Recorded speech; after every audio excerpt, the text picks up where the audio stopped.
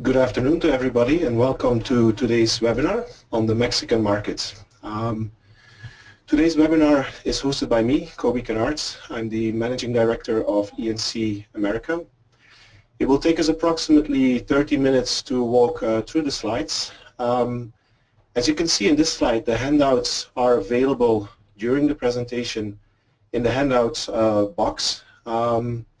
But the presentation will also be sent to you after the webinar. So if you don't find the time to download it, don't worry, we'll send it to you. If you have questions, you can use the question box live during our webinar. Carolina, our colleague, will be answering your questions.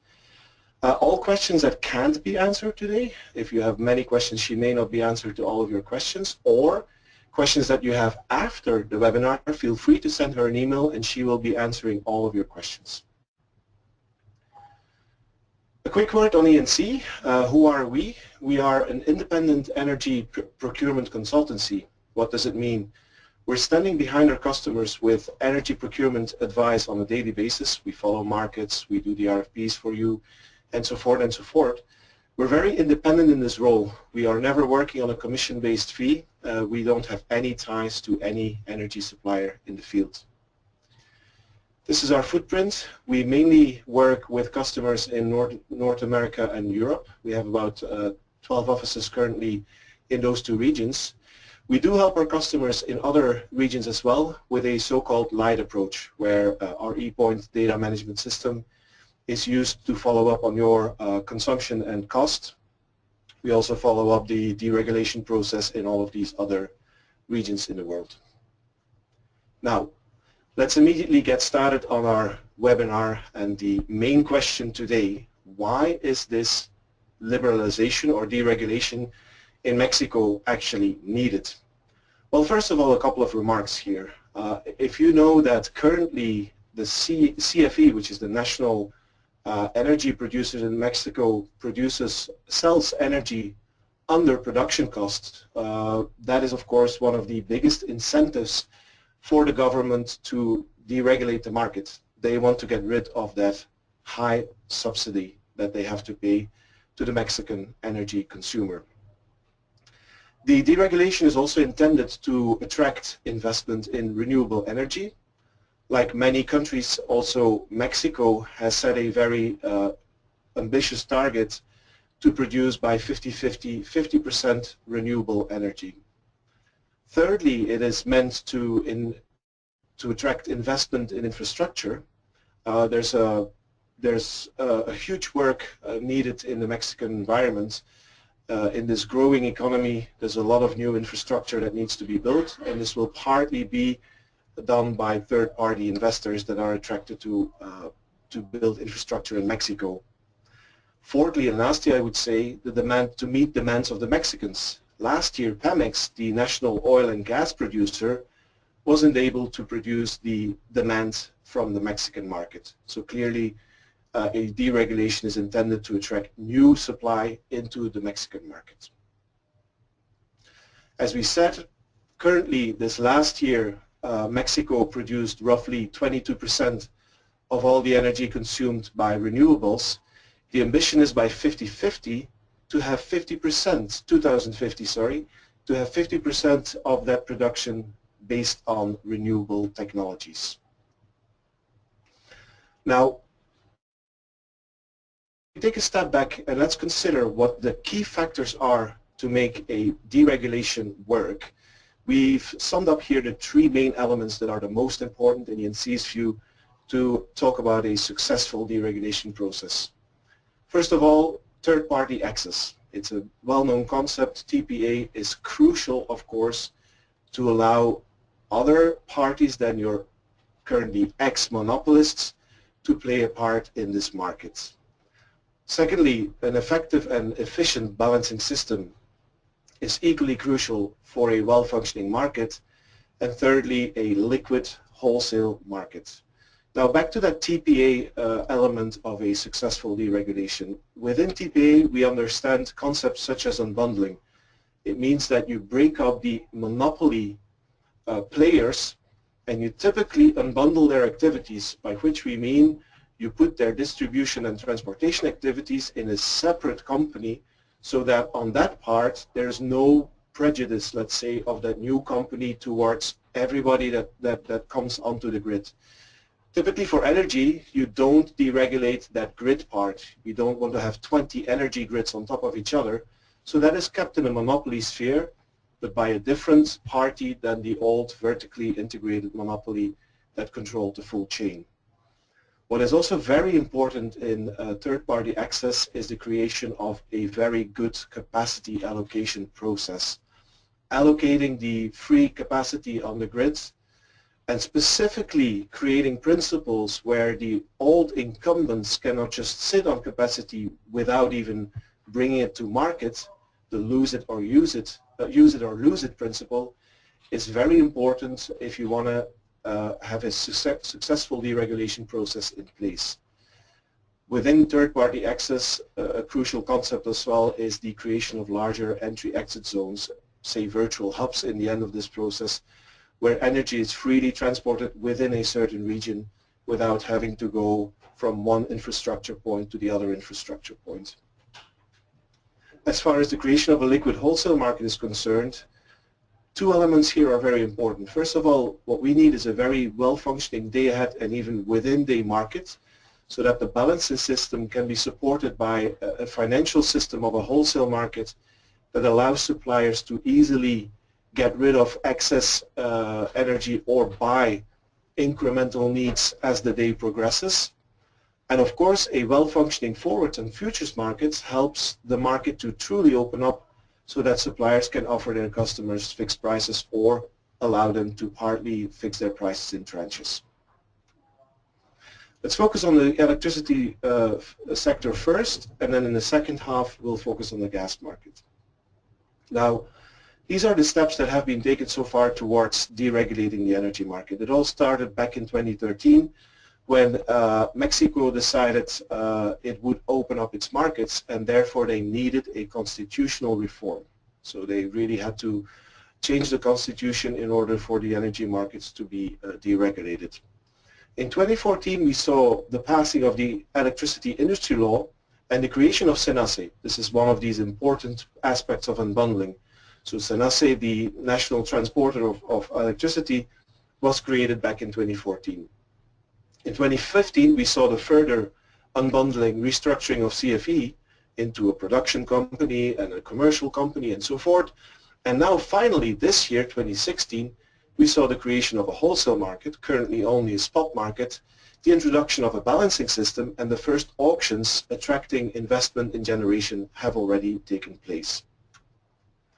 So this is a new scheme of the market. So basically on the generation side you see that CFE is still present, of course, as the incumbent.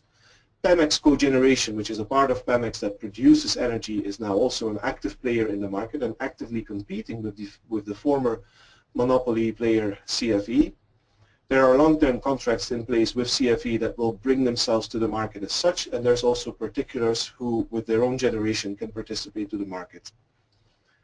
At the other end of the equation, at the consumption side, you see that at this moment in time currently only so-called qualified users will have access to different types of offers than a regulated price. We see that the normal users or domestic users still stay within CFE's reach and currently are not up for retail competition. This is a very way of deregulating your markets, where first of all you focus on your industry and on your large consumers, and maybe only in a second instance when the market is fully operational and well-functioning, you consider also opening up for the smaller consumers. Now, when we look at the Mexican transportation capacity that is currently in place in this region, well, one thing that we see, of course, is that between 2014 and 2015, which is the latest years that we have numbers from, the capacity increased with over 2%. Logically, in a growing economy, there's also a growing need for new electricity. So in 2015, the total Mexican capacity, installed capacity, amounted to 71,000 megawatts. For those who are viewing from America, compare this to a PJM region, which compiles of many states, which is the largest interconnect or no, the largest RTO in the United States, which is over 190,000 megawatts. So you see that in that perspective, the Mexican market compared to some of the larger regions in the United States is still relatively small. I mean, even New England is more than 30,000 megawatts. Compare that again to this 70,000 that we talk about here. So what we currently see is that clients are being approached with bilateral agreements at this moment in time, at this very crucial moment in time, that tries to bind those customers with long-term agreements, very often in a formula where you get a discount on the tariff price. For the time being, the tariff will remain to exist. CFE's tariff will remain to be in place, and so what you currently see a lot is all of those generators and suppliers that are present that try to now make long-term deals with customers, binding themselves to the official tariff, but with a discount. Now, in principle, you have four options to choose from. There is the concept of self-supply or abasto aislado, which has crucially changed from what it is currently, so that's something we should pay a lot of attention to. There's the possibility of those bilateral agreements. You make an agreement with a vendor and you get energy from that vendor. There's the possibility to have an open market offer. Currently, that's only spot market prices, with all risks, of course, involved. And of course, let's not forget, there's still the option to stick with the tariff. Some thoughts, though, need to be made around these bilateral agreements that are being proposed. A general thought is this a good idea? Is it a good idea at the moment when markets open up to put yourself on a long-term agreement? Because if you do so, you will maybe not be capable of benefiting from future opportunities that are currently not yet available. Whether such contracts with the discount to the tariff will be in or out of the money really depends on those future opportunities. We can't yet know what future contracts will be offered in the Mexican market, but if you have a price that is a discounted tariff, one thing you do know is that you will go up and down with that tariff, but the spread with future market prices is something you don't know yet. A third thought that we should consider here is that in itself, it's never the intention of a deregulation process to keep the tariff below open market rates. That is very illogical. So consider that before signing a very long-term agreement, because you may as well lock yourself up and disconnect yourself from future opportunities. Now let's consider what the price drivers are at this moment in the Mexican market. Let's get some insight here to know what do we need to take into account. A very crucial energy auction was held in September, attracting renewable energy capacity, and that cleared for a price of $33.47 for nearly 3,000 megawatt of clean energy to be provided by 23 different generators. CFE will only participate in 2 projects of 400 megawatts, so a large part of this new capacity will be built and run by different companies than CFE. Crucially to know as well is that the tariff will be calculated henceforward in a different way than it was in the past. And now that tariff needs to represent the real cost of the system. Remember in the introduction that I told you that currently the price is subsidized for nearly 50%. So imagine what will happen if the price needs to reflect the real cost of production of CFE. There's a high possibility of those tariffs to increase further. I mean, they've been increasing throughout the year already, after, of course, they've taken a dip along with the gas prices. But what's also changed is that the Secretary of Finance will now publish these tariffs from month to month. So as I already said, these tariffs currently are taking a hike, but that's in line, of course, with a broader trend that we see in the gas market. Gas is still delivering the marginal megawatt hour to the system. Since March 2016, both in America but even in Europe, gas prices are on the rise, and that's being reflected right now in the official tariffs. Another price driver that will eventually have its influence on prices in Mexico is the investment in gas infrastructure. Over 20,000 kilometers, that equates to more than 12,000 miles of new pipe are to be installed between 2018 and 2020. Currently, exports of natural gas from the US to Mexico amount to about 3.5 billion cubic feet per day. That is to increase to 11 to 12 billion cubic feet per day. So if that happens, you can quite see how a lot of new gas will become available to both end users but also to those who produce electricity. Another and last factor to take into account for future price drivers, of course, will be the electricity demand in itself. As it's on the rise, it will continuously put pressure on pricing. Here's an example of these price increases that we were just talking about.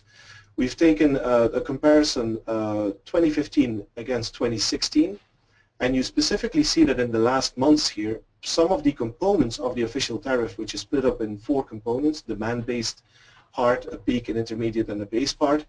Well, you see that the peak component, for example, has risen month to month, so December 15 to December 16, with over 50%.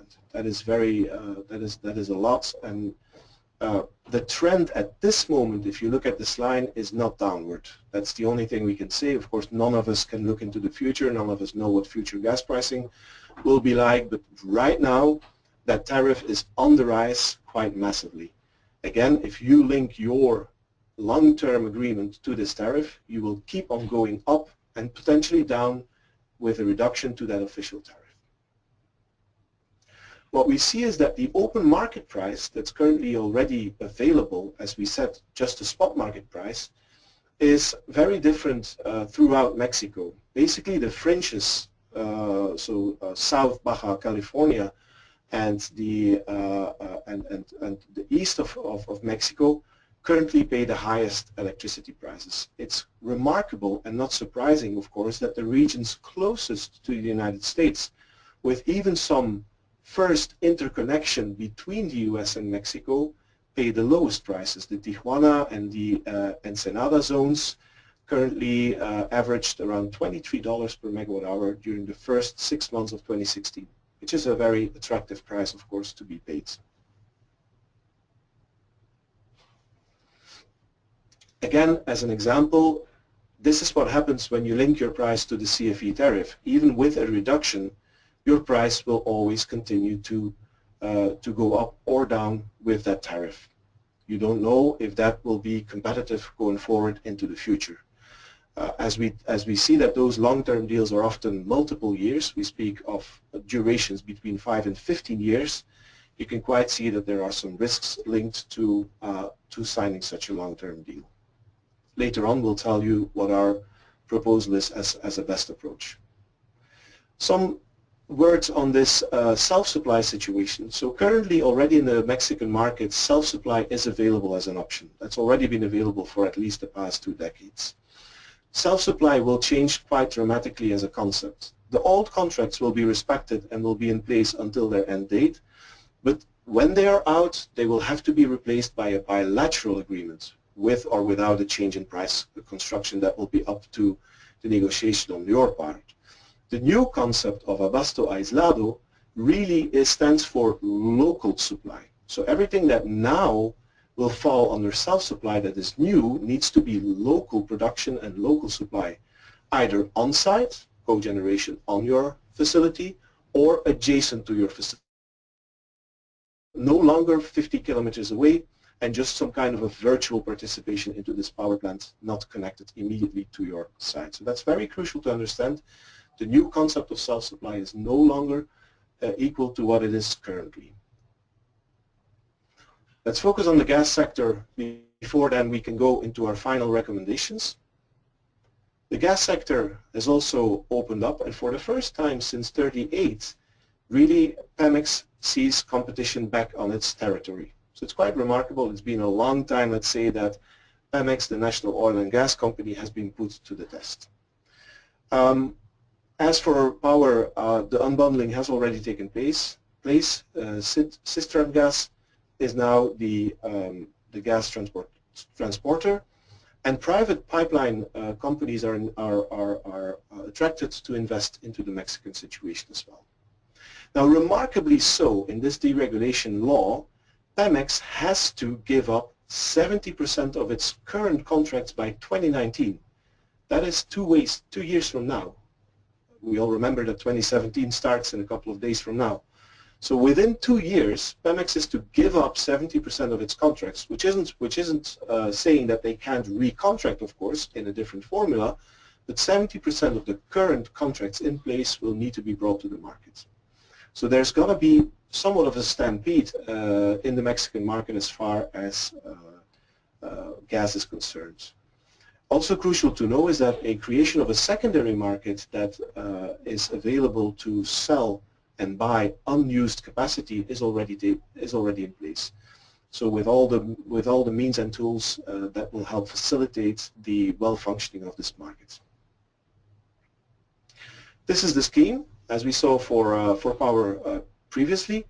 What is very crucial here is that in all of the parts, whether it's production and importation, whether it's transportation, commercialization, or whether it's selling it to the end users, in all of the segments, in all of the chains of gas production and sales, private companies are attracted and allowed. So you can quite imagine that a lot of US and international gas production and gas marketeers are currently looking to the Mexican market as a huge opportunity. We have talks with many of them, and all of them are interested to go and sell their product into the Mexican markets. These are the steps in deregulation. As you can see, September 2016, we had round 0, the allocation of capacity to the old monopolies, to CFE and Pemex. In October, November of 2016, we had round 1, allocation of capacity to baseload demand consumers, so either power producers or those that consume gas in a flat way in the industry. And then crucially for everybody to know is that in March, April of 2017, the new gas market will be going live. Late 2017, there will be total price deregulation. So the VPN, which is currently the regulated index, will disappear. So will have to be replaced by something new. Everybody believes, of course, that the Henry Hub will play a crucial role given its proximity. If you want to read up on the short-term, medium-term, and long-term steps in detail, I invite you to read this slide after the presentation. I won't go into the details right now. As you can see, a lot of infrastructure, as we talked about already, more than 12,000 miles of new pipe to be constructed is already either underway or is being planned. Again, this is a huge opportunity also for foreign companies that own and invest in transportation capacity. Now, to our final point of this session, E&C's recommendations. Let's take one step back before we go into the details. When recommending what to do in any market, whether it's a just opening up market like the Mexican market, whether it's a well-established market such as many European and North American markets, we always inform our customers and tell our customers to really reflect about the impact of energy prices on their financial bottom line. And this can basically be best done by this simplified scheme of asking yourself questions. Is there a direct link when energy prices go down? Do I feel pressure on my product prices? Is there a link between lowering energy prices and the product that I this question are clearly identified as market risk. Now with market risk customers, one of the most riskful things you can do is take long-term commitments. So again, if you link that back to the Mexican market situation, we would highly recommend you to be very careful as long as those long-term bilateral agreements that are currently being proposed are. When the answer to that question is no, a second question is also crucial to ask, namely, is my cost of energy, the amount that I spend on a yearly basis on energy, that total cost, how does that relate to my total margin? If it's a big proportion of your total margin, you are in that difficult middle group that we tend to call survival risk strategy, by which we mean every decision taken on energy partly partly decides on the profitability of the company. So that's a very difficult place to be in, of course, but there are adequate and less adequate instruments to be used as far as your risk management is concerned. If again your answer is no to the second question, you are clearly in what we call the budget risk corner. So basically your main aim should be at that moment to create somewhat stable budgets in a volatile market environment. Now, specific to the Mexican situation, what we tell our customers is diversify your risk by spreading your decisions. At this moment in time, with such uncertainties, we don't know where the tariff is heading, we don't know what the open market prices will be doing in the future. We basically, at this moment in time, know almost nothing. The best thing you can do, in our view, is to spread your risks. If you have a combination of sites in Mexico, you may consider just putting one side on Abasto Aislado, the other side on the open market tariff, some other side still on the tariff. As such, you spread your risk. Of course, that only works if they all report into the same financial bottom line. If that isn't the case, you still have the opportunity to even diversify within one side. There is the possibility to have only part of your supply being arranged in a bilateral contract or being arranged through Abasto Aislado. But clearly, what we tell our customers to be very aware of is to now go for the full load in a long-term agreement that binds you for the next 5 to 15 years to a tariff that in itself may become obsolete. Now, if you still do so for all or for part of your loads, take into account some very, very important considerations. If such contracts are negotiated, one needs to negotiate a very good condition or very good conditions that stipulate upfront what will happen if the official tariff ceases to exist, because there's always that possibility in a deregulated market. Sooner or later, in most cases, the tariff disappears. But if you have a 15-year commitment that tells the tariff is what I'm following with a reduction, you better know what will be put in place if the tariff disappears. Secondly, and even more crucially, is a hardship clause. You need to negotiate clauses upfront that tell you what will happen if a contract, a long-term contract, obliges you to buy in an uneconomical way. These clauses will be hard to negotiate because clearly on the seller side there's little interest for them to be flexible here. But you better do this negotiation upfront than doing it when it's too late. If you have to negotiate when already there's open market opportunities that are much better than the formula that you're on, you know that you will have little leverage to bring this to successful ends. So better do this upfront than to wait when it's too late. This brings us to the end of this webinar. Stay well within time. For more information, please feel free to reach out. As I told you, our colleague Carolina will answer all of your questions that you asked during the session, but you can still ask questions after this session as well. I thank you for your participation and I hope to speak to you soon. Bye-bye.